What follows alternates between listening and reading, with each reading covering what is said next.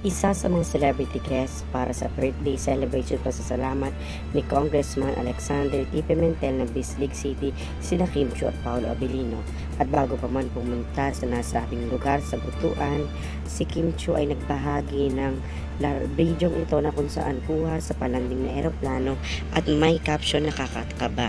Sabi ni Kim, nakaka-O to the M to the G moment.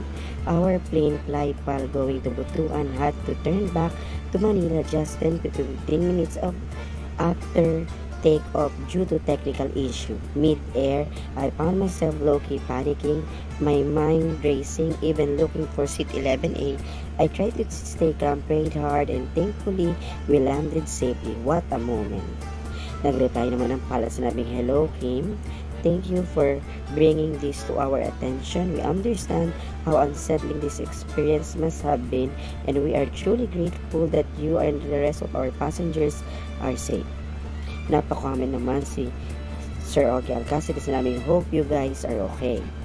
Well, nakakakaba ang pangyayaring ito para kay Kim Chiu na ganyang ibinahagi sa kanyang mga tagahanga dahil sa sunod-sunod na mga balita tungkol sa pag-crash ng iba't ibang eroplano sa iba't ibang bahagi ng mundo.